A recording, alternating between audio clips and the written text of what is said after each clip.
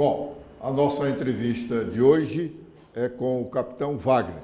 O capitão Wagner é presidente estadual do diretório do União Brasil. O União Brasil é uma das maiores agremiações políticas do nosso país. Capitão Wagner, muito obrigado pela sua presença aqui, pela entrevista, para falarmos aos cearenses, sobretudo aos fortalezenses, sobre a sua atuação política e a perspectiva de disputa nas eleições municipais. A nossa estação, a TV da Transparência, tem o objetivo de suscitar o debate. Nós queremos suscitar o debate na sociedade fortalezense, cearense, porque entendemos que se discute muito pouco as coisas aqui no nosso estado, sobretudo as relacionadas com a administração pública, que são as que atingem a toda a sociedade, ou a quase toda a sociedade. Portanto, nós estamos aqui para suscitar o debate. E o senhor será sempre bem-vindo aqui para discutir conosco, com a sociedade cearense, os temas de interesse da administração pública e da vida do cearense em geral. Muito obrigado pela sua presença. Edson, primeiro lhe agradecer, parabenizar por esse projeto. A TV da Transparência tem como objetivo, pelo que eu estou vendo aqui, suscitar o debate franco e aberto. Em nenhum momento aqui a gente quer agredir adversário. A gente está aqui para fazer o contraponto a projetos políticos que são diferentes do que a gente imagina para o Ceará, para Fortaleza. Agora não só como presidente estadual do União Brasil, mas também como membro da Executiva Nacional do partido. Tive a alegria de ter sido escolhido na última semana para compor a Executiva Nacional do União Brasil e para discutir, não só a nível de Fortaleza, a nível de Ceará, mas também a nível de nação, as políticas públicas e os projetos políticos partidários, logicamente, num período adequado, que é o período das eleições que se avizinham aí no mês de outubro. Capitão Wagner, o senhor, em sendo realmente candidato a prefeito de Fortaleza no pleito deste ano, vai para a sua quarta disputa pela prefeitura, não é isso? Terceira disputa pela prefeitura de Fortaleza. E já disputou também o governo estadual nas últimas eleições. Eu pergunto, o senhor está naquele slogan de uma loteria que nós temos aqui no Ceará, insiste, persiste e não desiste, ou agora o senhor vislumbra uma outra realidade? Olha, eu tenho dito muito, eu tenho dado bastantes entrevistas que eu sou tão apaixonado por Fortaleza que nunca vou desistir dessa cidade. Lógico que a gente ganhou uma credibilidade nas últimas eleições, quando fui candidato a governador, porque ganhei a eleição em Fortaleza, a gente perdeu no interior, mas na cidade de Fortaleza a gente teve um resultado muito bacana. Ninguém imaginava, por exemplo, que eu tirasse mais do dobro de votos do ex-prefeito Roberto Cláudio. Roberto tirou 20%, eu tirei 41,5%, enquanto que o governador que foi eleito tirou 36%. Então, isso mostra uma força muito grande do nosso eleitor aqui na capital. E, logicamente, mais maduro, com a experiência adquirida agora na gestão da saúde do município de Maracanaú, onde a gente conseguiu melhorar os indicadores, melhorar a nota do município, aumentar a arrecadação em virtude desses indicadores, me sinto muito mais preparado para essa disputa. Acredito que o principal problema da cidade de Fortaleza é justamente a questão da saúde, somado à questão da segurança pública, onde a prefeitura pode contribuir muito. Então, venho para um debate franco, aberto.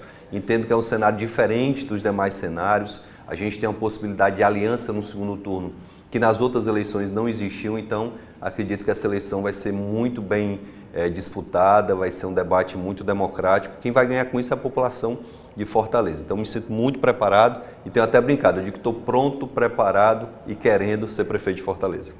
Capitão Wagner, o senhor iniciou a sua vida pública, foi eleito vereador de Fortaleza, foi eleito deputado estadual, foi eleito deputado federal, sempre com uma boa votação.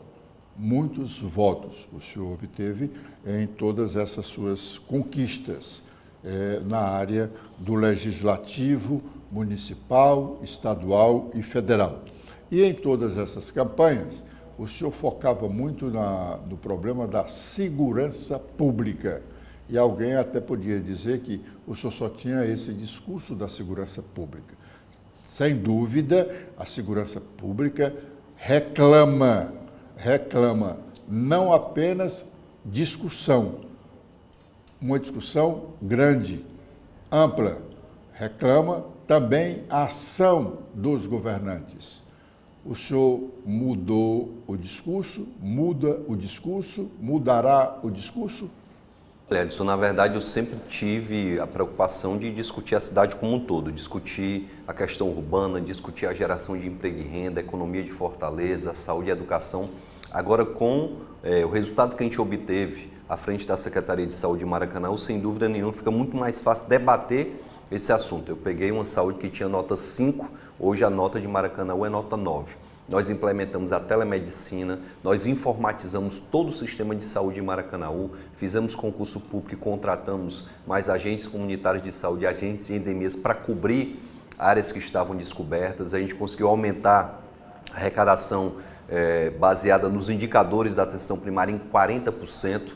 Maracanaú, em 2022, conseguiu somente 4 milhões de reais de emendas parlamentares. Em 2023 foi para 30 milhões, graças também a uma articulação que a gente fez em Brasília, com a deputada Fernanda, com o próprio Roberto Pessoa. Então a gente conseguiu muitos êxitos na gestão da saúde de Maracanaú. E Fortaleza, na contrapartida, na contramão, é a segunda pior saúde do estado, será a segunda avaliação do Ministério da Saúde. Essa nota não é minha, não foi eu que criei. A nota de Fortaleza é a nota 7,5, enquanto que Maracanaú chegou à nota 9. Eu tenho plena convicção que tem muita coisa que é simples de se colocar em prática que vai melhorar a saúde do município de Fortaleza. Tenho um compromisso, inclusive, nos 100 primeiros dias de gestão, de poder fazer os postos de saúde funcionarem efetivamente, com os médicos, com o medicamento lá na farmácia para entregar às pessoas, mas tem outras coisas que precisam ser discutidas, como, por exemplo, a taxa do lixo. O que a taxa do lixo trouxe de benefício para o fortalezense? Muitas pessoas defendem, não, a taxa do lixo era necessária porque existia uma legislação nacional obrigando a criar a taxa do lixo. Eu pergunto, por que Maracanaú não criou a taxa do lixo e está mais limpa do que Fortaleza? Então, essa é uma discussão que eu faço e me comprometi já com a cidade, no nosso primeiro mês de governo, encaminhar para a Câmara um projeto para extinguir a taxa do lixo. Já fazendo o contraponto de quem imagina na perda da arrecadação, eu tenho um compromisso com os deputados da nossa bancada de repor esse valor através de emendas parlamentares. Então, não haverá prejuízo para a cidade, porque vou repor o valor da arrecadação com as emendas que virão através da bancada do União Brasil. Capitão Wagner, guardadas as devidas proporções, dá para comparar a saúde de Maracanaú com a de Fortaleza?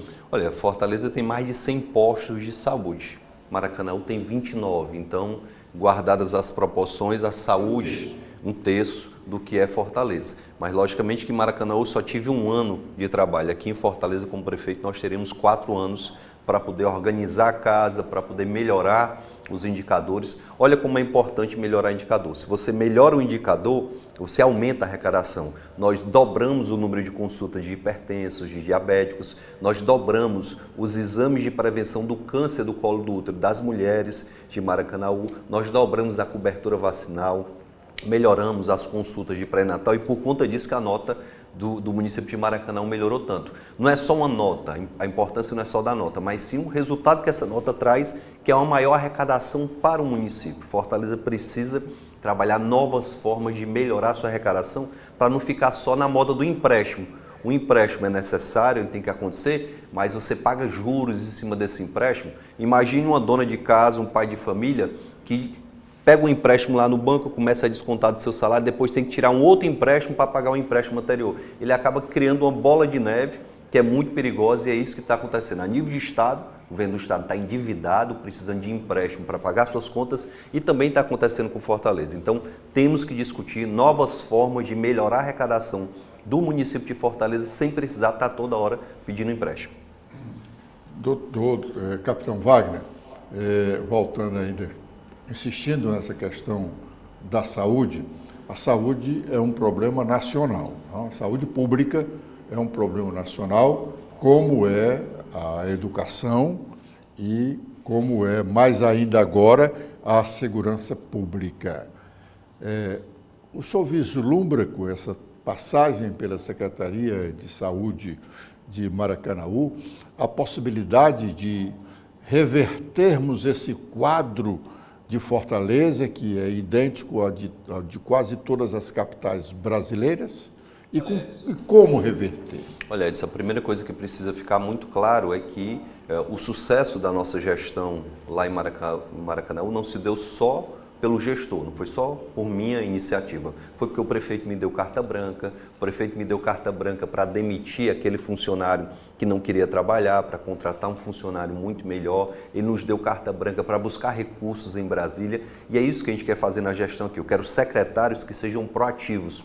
Um secretário que tenha, sim, a capacidade de melhorar a arrecadação, batendo na porta dos 22 deputados federais, dos 3 senadores, e com isso a gente conseguir os recursos necessários. Não se faz saúde se não tiver dinheiro para investir em novas tecnologias, para investir em novas formas de tratamento. É importante também estabelecer que há necessidade de parceria entre o município de Fortaleza, o governo do estado e o governo federal. Foi assim que eu fiz gestão lá em Maracanaú. A telemedicina que a gente implementou na cidade de Maracanaú não teve R$1 de gasto da prefeitura, foi com recurso do governo federal, do Ministério da Saúde. Você imaginar um médico do Sírio-Libanês fazendo uma teleconsulta, um neurologista, um psiquiatra, um cardiologista, um especialista, consultando uma pessoa lá no Acaracuzinho, lá no Jaçanaú, lá no Conjunto Industrial, isso já está acontecendo em Maracanaú e pode acontecer também em Fortaleza. Então a gente tem que buscar novas formas de fazer gestão pública, e eu tenho dito muito, um grupo que está mais de 20 anos no poder, ele se cansa, ele se acomoda, e por conta disso é que a cidade de Fortaleza está vivendo essa situação. Há 12 anos praticamente a gente tem um médico à frente da prefeitura, e o pior problema da cidade é justamente o problema da saúde. Então não é ter um médico, ter um profissional de segurança, ter um profissional de educação que vai melhorar aquela área específica, e sim a capacidade de gestão que precisa ser demonstrada, com equipe técnica e com capacidade também de buscar recursos em Brasília. O senhor tem falado muito nessa história de captar recursos de emendas parlamentares, né?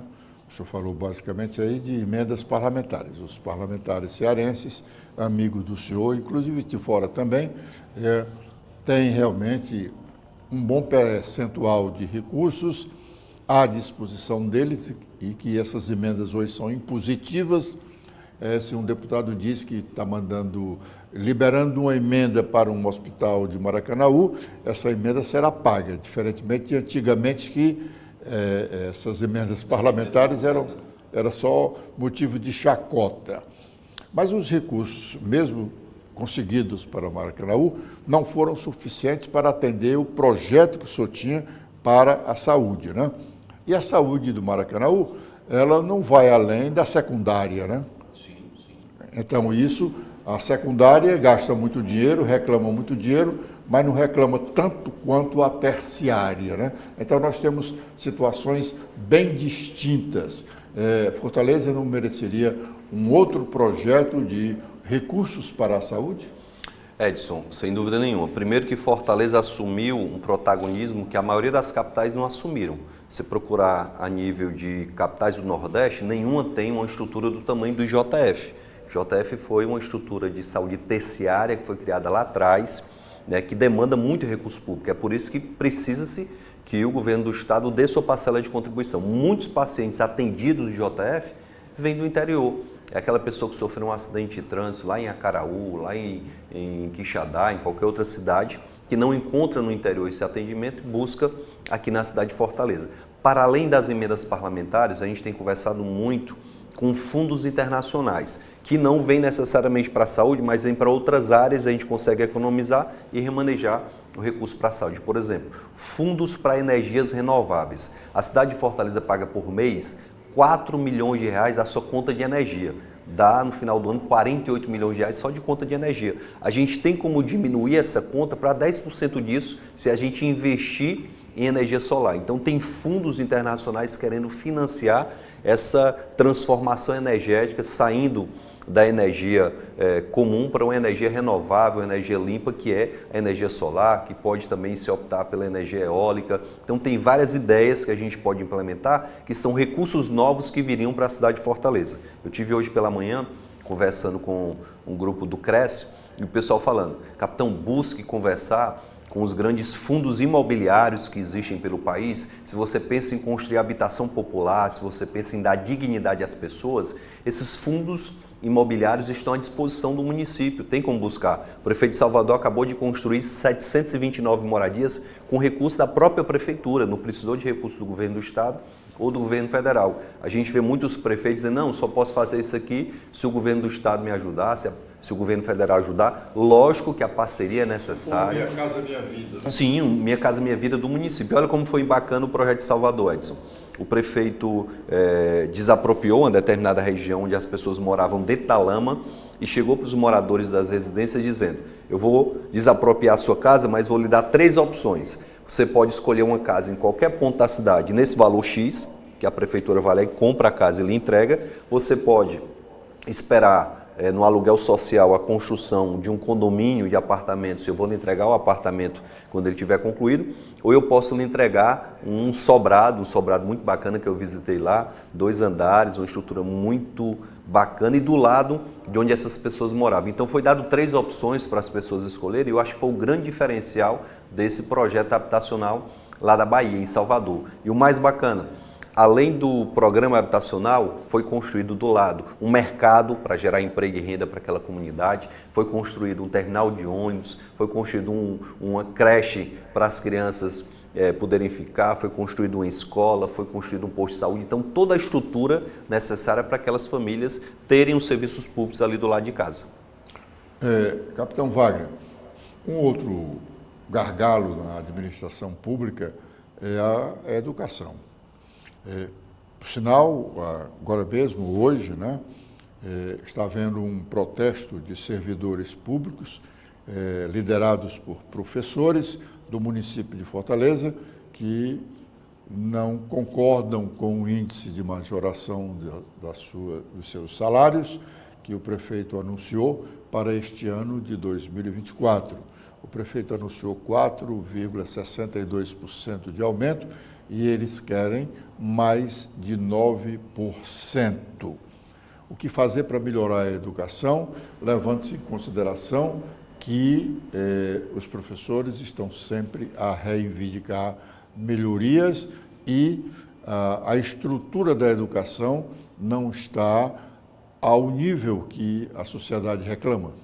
Olha, eu acredito que para valorizar qualquer que seja o servidor da segurança pública, da saúde ou da educação, é necessário que o próximo gestor da cidade ele tenha a capacidade de enxugar a máquina. Hoje Fortaleza é uma das poucas cidades do Brasil, uma das poucas capitais que tem mais de 30 estruturas de secretarias. Só de secretarias regionais são 12. Então, a gente tem cerca de 45 estruturas de secretarias. Isso torna a máquina muito pesada, muito cara e difícil de administrar. A gente tem que ter a capacidade de enxugar essa máquina. O governo de Goiás tem 15 secretarias. O governo do estado tem 15 secretarias e Fortaleza tem mais de 45 estruturas de secretaria. Na hora que a gente enxugar essa máquina, vai sobrar dinheiro para investir na cidade e também para investir nos nossos colaboradores. Um servidor desmotivado, seja na segurança, seja na saúde ou na educação, ele não gera resultados para a gestão. E é um ciclo virtuoso você ter o servidor motivado. Lá em Maracanaú, na hora que a gente valorizou o agente comunitário de saúde, o agente Edemias, ele foi visitar a casa das pessoas com muito mais intensidade. Ele foi chamar as mulheres que não queriam mais fazer o exame de prevenção do câncer do colo do útero para elas irem para o posto de saúde fazer esse exame. Por isso que a gente dobrou o número de mulheres que estão fazendo esse exame de prevenção. Com isso, o ciclo virtuoso fez com que a arrecadação do município aumentasse. Então, é um ciclo que acaba trazendo uma série de benefícios para o município. Para isso, repito, temos que ter um choque de gestão no começo da administração em 2025, fazendo isso, enxugando a máquina com muita responsabilidade, sem tirar o emprego de quem está trabalhando. Muita gente, infelizmente, na administração pública está lá só com o nome, recebendo o salário no final do mês, sem prestar um dia de serviço. É isso que precisa ser feito, tirar essas pessoas da administração. Enxugar a máquina é fácil? Eu acredito que fácil não é, mas só quem tem capacidade de fazer isso, Edson, é um novo gestor. Você acha que o Sarto, sendo reeleito, vai enxugar a máquina? Ele não tem como fazer isso. Você acha que um candidato que venha do PT, com os compromissos que o PT tem hoje a nível de Estado, Ele vai chegar para enxugar a máquina? Não vai. Quando você pergunta, por exemplo, dos pré-candidatos a prefeito, quem é que vai, de fato, extinguir a taxa do lixo, eu fui o primeiro a dizer que extinguir. Os outros não querem por quê? Porque eles querem dinheiro para fazer a velha política. E qual é a velha política? É a política do cargo, do inchaço da máquina, que acaba perpetuando grupos e oligarquias no poder aqui no Ceará e em vários estados do Brasil.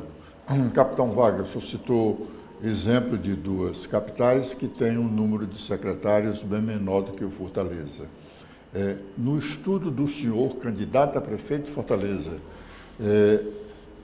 a administração precisaria de quantos secretários para ajudar o prefeito? Olha, eu acho que a metade do número de secretários que tem hoje era mais do que suficiente. Eu acho que mais do que ter uma secretaria regional, você pode ter ali uma coordenadoria que dá de conta muito bem do desafio de administrar certa área da cidade. O grande problema das regionais hoje, a regional foi criada com um bom motivo, acho que lá na gestão do Juraci, que era aproximar as pessoas da gestão. Você imagina uma pessoa que mora lá no Siqueira ter que atravessar a cidade para vir no Palácio do Bispo ou ir numa secretaria municipal de finanças ou coisa parecida, ela pode muito bem ir ali no regional resolver seus problemas. Só que hoje as regionais não têm capacidade de resolução.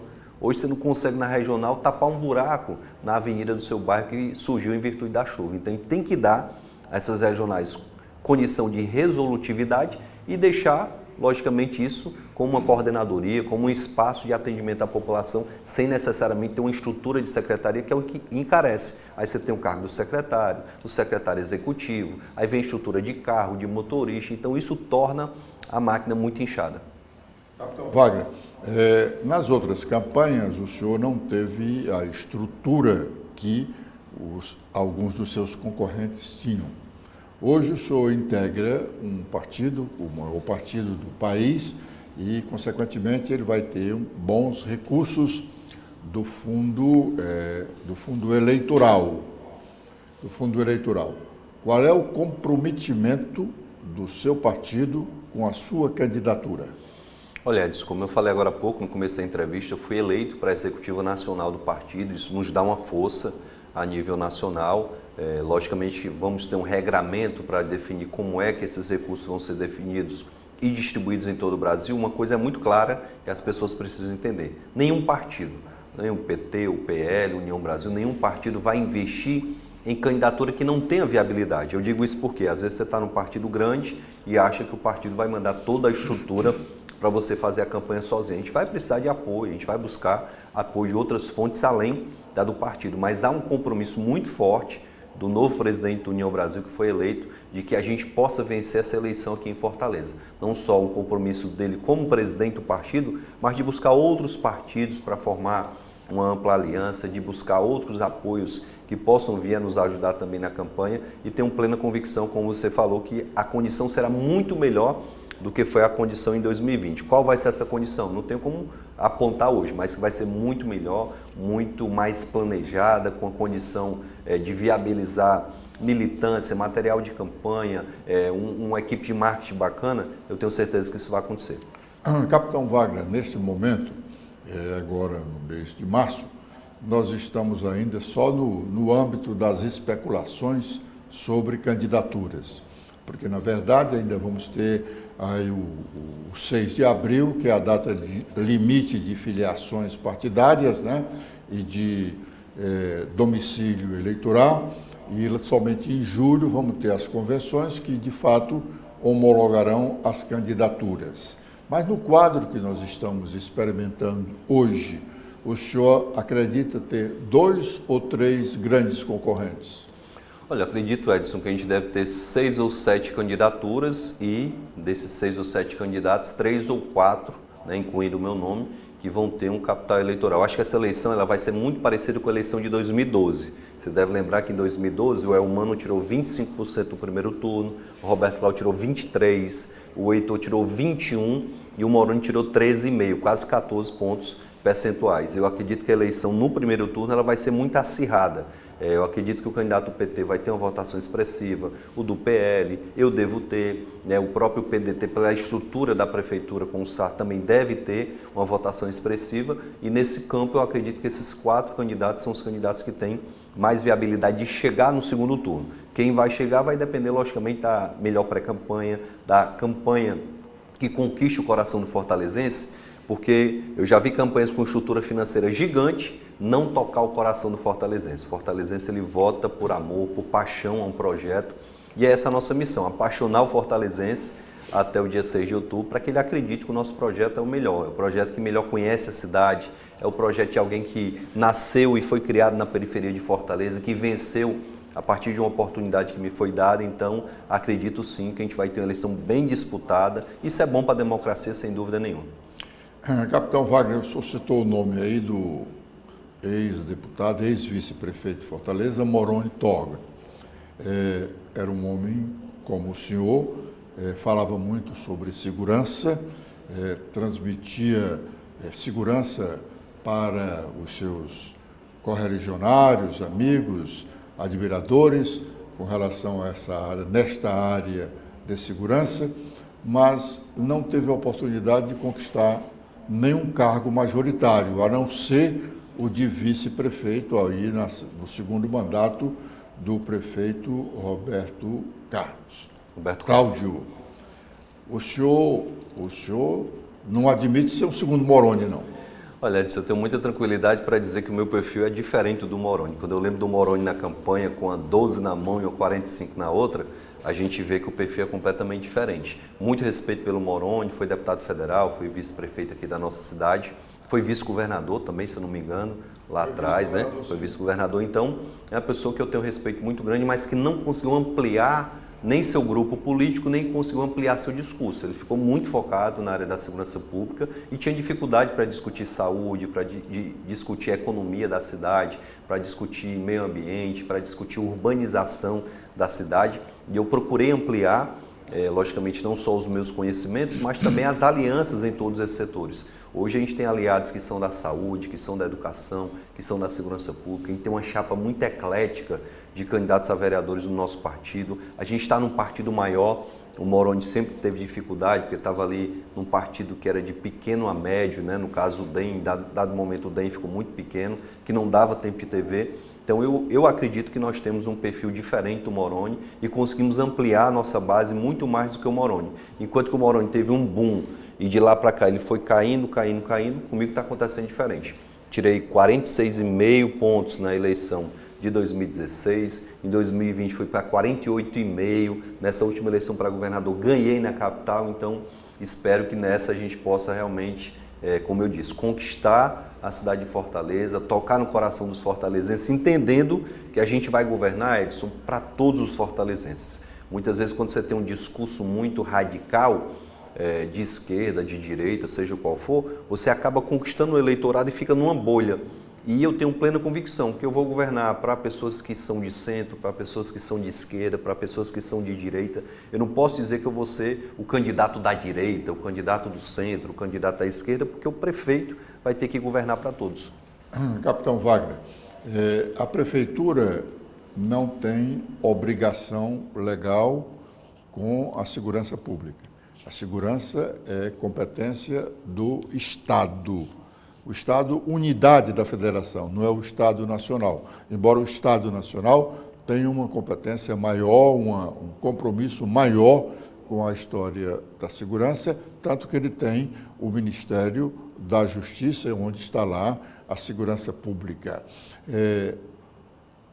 Mas, mesmo assim, não sendo obrigação legal da prefeitura, a prefeitura pode fazer alguma coisa em relação à segurança do município? Edson, me permita de forma educada discordar de você. A Constituição escreve dessa forma: educação é dever do Estado, com E maiúsculo. Eu tenho escola municipal, eu tenho escola estadual e tenho as escolas federais. Eu mesmo fui aluno do IFCE, do Instituto Federal, então estudei numa escola federal. Quando lá na Constituição está escrito saúde é dever do Estado, é com E maiúsculo também.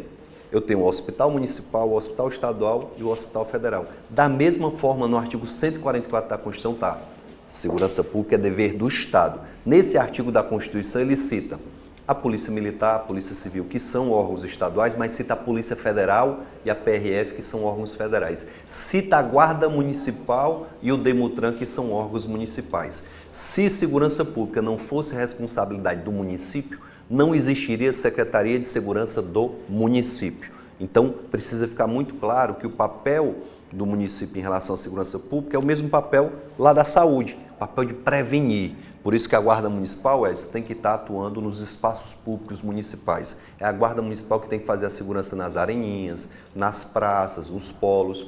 E com esse intuito, nós vamos contratar, com a permissão de Deus, 2.000 guardas municipais para ampliar o efetivo de guardas municipais. A gente vai investir em melhorar a iluminação pública da nossa cidade, vai investir na questão da ocupação dos espaços públicos, a gente vai investir em tecnologia para monitorar a nossa cidade. Eu tive em São José dos Campos e vi uma cidade que é monitorada por câmeras e os bandidos sabem que se uma câmera daquelas pegar a sua imagem, ela vai imediatamente identificar através de um banco de dados a leitura facial e se ele tiver um mandado de prisão em aberto, ele vai ser preso. Então, isso acontece em várias cidades de São Paulo, em várias cidades de Santa Catarina, acontece muito forte em Goiás. Edson, eu vou estar com o governador Caiado agora dia 1º de abril, e o que está me chamando a atenção lá em Goiás? O governador conseguiu, no primeiro mês do ano, em janeiro, passar 20 dias sem ter um homicídio na capital de Goiânia, na cidade que é a capital do estado de Goiás. Então, é possível sim a gente dar a nossa parcela de contribuição, como você falou. Talvez a maior responsabilidade seja do governador, mas o prefeito que ama a sua cidade como eu amo, vai também dar a sua parcela de contribuição e eu vou chamar essa responsabilidade para mim. Você não vai me encontrar dando entrevista, como eu vejo os prefeitos, dizendo, não, segurança não é minha responsabilidade. Também é responsabilidade do município e a gente pode fazer muito para ajudar o Estado e também o governo federal. Você tem razão, o município pode dar uma contribuição, mas ele tem as prioridades que são dele. Quando o senhor diz é verdade, que o senhor diz que a Constituição, com E maiúsculo, diz que é competência do Estado. Isso. E aí a Constituição está se referindo ao Estado nacional, não ao Estado unidade federativa. Perfeito. Essa mesma Constituição diz quais são as competências, né?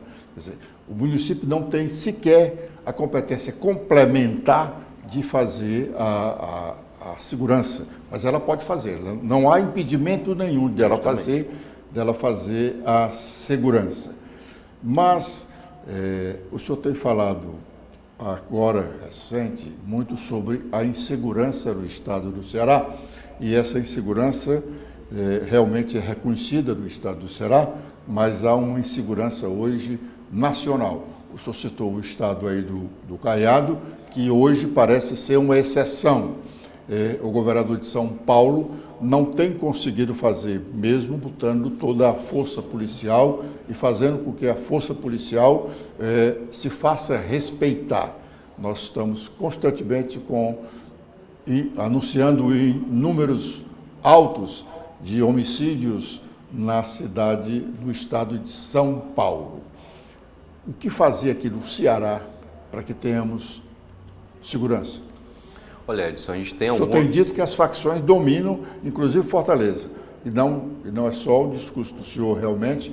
Nós temos testemunhos de momentos em que facções aqui impediram até o funcionamento normal de comércio de bairros de Fortaleza. Mas o que fazer? Edson, primeiro a gente tem que destacar que uma matéria do Estadão, que foi replicada em alguns veículos de imprensa aqui do estado do Ceará, apontou com muita clareza a atuação das facções, não só fechando os comércios, mas na eleição de 2020, elas atuaram muito forte para definir quem seriam os vereadores e prefeitos eleitos aqui no estado do Ceará.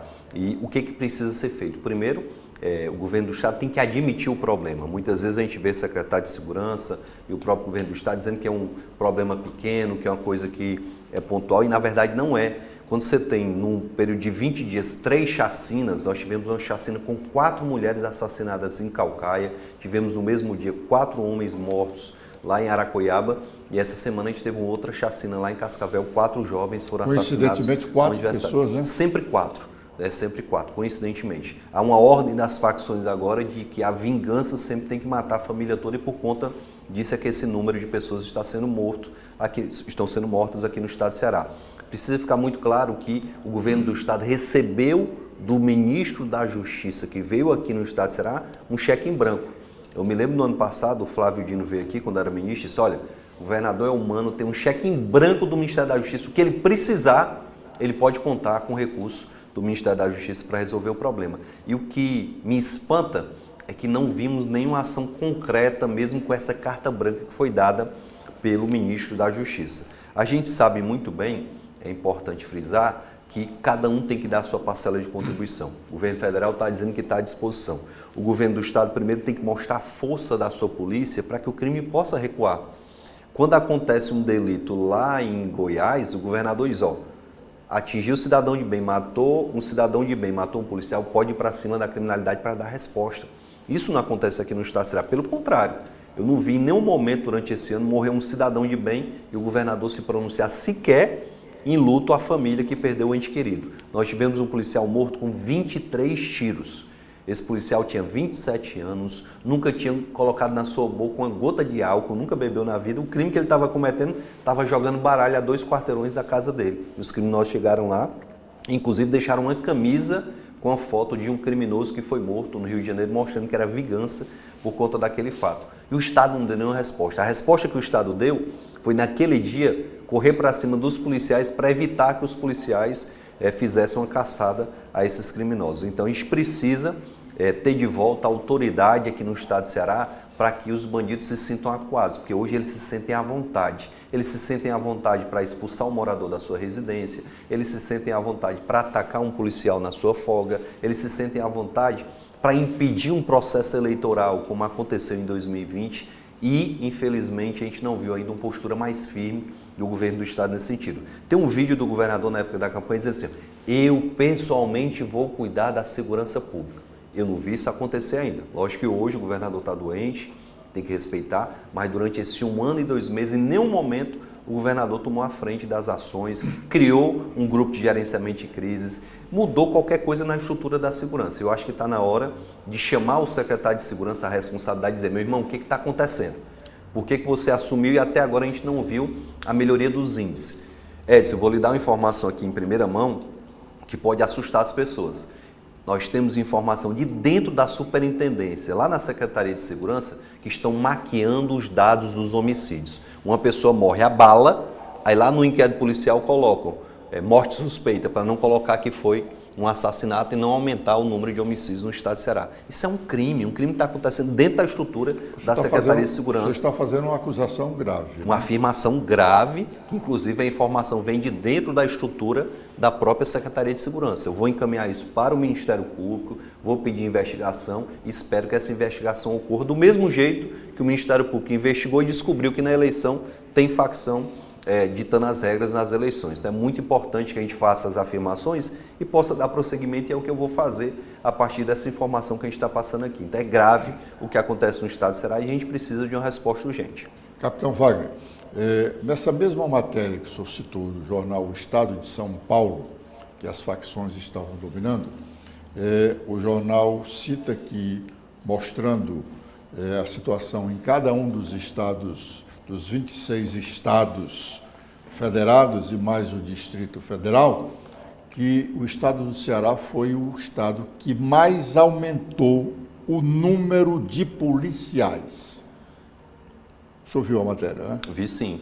Inclusive Santa Catarina é um dos estados que diminuiu o efetivo policial e ao mesmo tempo conseguiu diminuir a violência. Então o senhor, um homem que conhece bem a segurança, como explicar que tenhamos aumentado o número de policiais e não se reduziu a criminalidade? Pelo contrário, se aumentou a criminalidade. Como se explicar? Falta planejamento na área da segurança pública no estado de Ceará. Eu posso ter 100 mil homens e perder a batalha contra 10 mil homens porque eu não tenho planejamento, eu não tenho estratégia, eu não uso a inteligência que está colocada à disposição. Eu vou repetir, no dia que o Estado usar toda a sua força para confrontar o crime organizado, eu não tenho dúvida que o Estado é muito mais forte, mas o Estado não tem usado a sua força. Se o Estado, Edson, foi capaz de descobrir que uma facção criminosa está lá no período eleitoral, ditando, ó, você vota no fulano, você não vota no ciclano, você não pode votar no capitão Wagner, tem que votar no outro candidato. Se o Estado foi capaz de descobrir isso, por que o Estado não usa toda essa estrutura para combater o crime? O grande problema é que durante anos e anos o Estado tem usado a sua estrutura de inteligência para investigar somente seus adversários políticos. É uma coisa que não é somente do Estado de Ceará. Recentemente a gente viu o governador ser inclusive afastado, se não me engano, no Mato Grosso do Sul, porque estava usando a sua estrutura de inteligência para investigar o adversário político, em vez de usar a estrutura de inteligência para investigar os bandidos e o crime organizado. Então é muito importante que a gente tenha esse entendimento. Por que eu faço essa afirmação? Porque, Edson, eu já escutei a minha voz falando com a minha esposa numa ligação telefônica que fui grampeado por determinação do governo do Estado. Eu também tenho minhas fontes lá dentro da Secretaria de Segurança, o policial trouxe aqui, escute, o senhor falando com sua esposa que foi grampeado pelo Estado. Então, na hora que o Estado usar essa força que ele está usando para investigar os adversários, para investigar o crime, para criar estratégia, para usar o seu aparato, sem dúvida nenhuma a gente vai ter uma resposta. Vou lhe dar mais um dado. No meu primeiro ano de deputado federal, eu destinei 3 milhões de reais para comprar viaturas blindadas para a polícia. O comandante-geral foi lá no meu gabinete em Brasília, o coronel Alexandre disse, Wagner, a Polícia Militar tem um sonho de ter uma viatura blindada. Destinei 3 milhões de reais em 2019. Foram pagas, foram compradas essas viaturas, até hoje não foram compradas, porque fui eu que destinei o recurso. É um absurdo. É um desperdício, 3 milhões de reais parados desde 2019, porque simplesmente foi um adversário que destinou. Mas essa emenda foi liberada? Liberada e destinada está aí na Secretaria de Segurança há 5 anos, né, desde 2019 e até hoje não compraram essas viaturas. Capitão Wagner, a inteligência da polícia cearense não é em conjunto com a Polícia Federal? Sim, em alguns momentos eles têm contato. Em alguns momentos só? Não é. Porque eu lembro que no final do primeiro governo Camilo Santana, quando era presidente do Congresso Nacional, o hoje deputado federal Eunício Oliveira, ele veio aqui com o ministro da Justiça à época, se não me falha a memória, o Raul Jungmann, né? Sim, sim. E inauguraram o segundo núcleo nacional dos 5 que o Congresso tinha criado, 5 núcleos nacionais de inteligência da Polícia Federal com as polícias estaduais. E foi inaugurado aqui em Fortaleza, ficava ali logo no começo da Avenida Washington Soares. Então, como é que uma inteligência dessa, que tem a Polícia Federal no seu topo, se sujeita a uma situação desta e procurar picuinha de pessoas? Olha, Edson, infelizmente, eu tenho dito muito, o grande problema quando você tem um alinhamento político dos pés à cabeça, quando você tem governo federal, governo do estado e prefeitura, todo mundo alinhado, é que não tem um contraponto. Esse é o grande risco que a gente corre na eleição que se avizinha em outubro. Se nós tivermos o mesmo grupo político mandando no governo federal, no governo do estado e na prefeitura, quem é que vai fazer o contraponto a quem? Vocês acham que a Polícia Federal de fato tem independência plena para investigar um membro do governo? Vocês acham que a Polícia Civil do Estado de Ceará tem independência plena para investigar um deputado que é aliado do governo, um vereador, um prefeito que é aliado do governo? A gente sabe que não tem. Infelizmente, essa é a verdade. O sistema blinda os poderosos. Então, a melhor forma de nós termos esse contraponto é justamente não deixar tudo alinhado com o mesmo grupo político. O grande problema é que esse alinhamento está se costurando e está sendo conduzido. Isso gera um prejuízo, como eu falei, para se investigar somente o adversário político, em vez de usar essa estrutura para fazer o bem à população, para fazer um trabalho e para criar um planejamento que é extremamente necessário para combater o crime organizado. Mais do que qualquer coisa, a gente precisa ter uma inteligência que funcione adequadamente. O que é uma inteligência que funcione? É uma inteligência que tem investimento em equipamentos tecnológicos para monitorar os criminosos. Quando eu falo em monitoramento, não é só o grampo telefônico, não. A própria,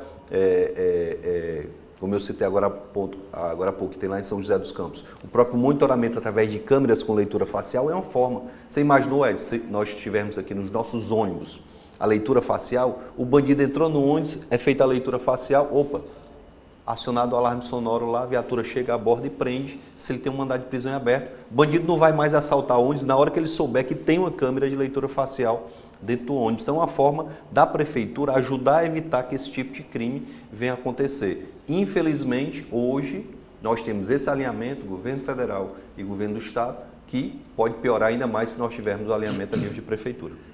Capitão Wagner, ultimamente tem se discutido o desequilíbrio financeiro das contas do Estado. Muito pouco se discute em relação à situação financeira do município de Fortaleza. Qual é a radiografia que o senhor tem das finanças municipais e que prefeitura admite o senhor que receberia em eleito sendo prefeito da capital? Olha, Edson, eu admito que a gente deve receber uma prefeitura ainda com recursos provenientes desses empréstimos que foram feitos. Foram tantos empréstimos que o Sarto não vai conseguir concluir todas as obras até o final da gestão. Então a gente vai ter condição de iniciar o governo e poder organizar a casa até para pagar esses empréstimos. Mas é muito importante a gente fazer um apontamento. O estudo da Firjan mostrou que Maracanaú é o melhor município do estado de Ceará em relação à gestão fiscal. E entre as capitais do país, a melhor capital em relação à gestão fiscal é Salvador. Coincidentemente, 2 governos da União Brasil, Maracanaú e Salvador. Qual é a grande diferença dessa gestão fiscal? É que o município só gasta o que tem, ele não gasta além das suas posses. Lá em Salvador, o prefeito me passou as informações e me mostrou os dados, o comprometimento do município com a folha é de apenas 38% do seu orçamento. Aqui em Fortaleza o comprometimento é de 55%. Já está no limite da lei de responsabilidade fiscal. A lei de responsabilidade fiscal ela permite até 60%. Quando chegar a 56%, o município já pode sofrer algumas sanções. Então, a gente está no limite de sofrer algumas sanções por conta dessa falta de planejamento. E a gente vai receber, lógico, o governo municipal com a necessidade de reordenar essa máquina, de diminuir essa quantidade de secretarias e com isso a gente tem a condição de gastar o que a gente recebe. Jamais gastar além do que a gente arrecada é o caminho para que a gente possa colocar as contas em equilíbrio e possa avançar ainda mais. Capitão Wagner, o tempo corre muito rápido, né? Já estamos no final da nossa entrevista, mas eu não posso deixar de fazer essa indagação. Nas suas últimas campanhas majoritárias, o senhor foi relacionado ao ex-presidente Jair Bolsonaro. Hoje está claramente que o senhor não tem nenhuma relação política, né? Porque os partidos são distantes um do outro com o ex-presidente Jair Bolsonaro. Se ele não lhe ajudou no passado, pode lhe prejudicar nesta eleição? Olha, Edson, acredito que o PL tem uma pré-candidatura em campo, né, e com o André Fernandes tem trabalhado muito, tem dado entrevistas, tem mostrado o seu trabalho como deputado federal, um jovem promissor que tem um futuro aí pela frente. Eu tenho conversado com o André, tenho conversado com o Eduardo Girão, a gente vai tentar, até o último momento, a gente construir ali a possibilidade de uma aliança que viabilize uma passagem para o segundo turno, é muito importante. Hoje a gente sabe do risco que se tem quando tem muitas candidaturas e de repente a gente não passar para o segundo turno. Tem os pés no chão e tem muita responsabilidade em relação a isso. Caso o PL venha me apoiar ou no primeiro ou no segundo turno, vai ser muito bem-vindo o apoio. Se não vier no primeiro turno, eu acredito que no segundo vai ocorrer um alinhamento. Eu não quero já dizer que eu vou estar no segundo turno, mas necessariamente no segundo turno tem que se construir uma aliança que seja capaz de fazer o contraponto ao grupo que está no poder a nível de governo federal, a nível de governo do estado, porque, como eu falei, é inadmissível que todas as esferas estejam sendo comandadas e geridas por um mesmo grupo. Isso não é bom para a democracia, isso não é bom para a imprensa, isso não é bom para as instituições.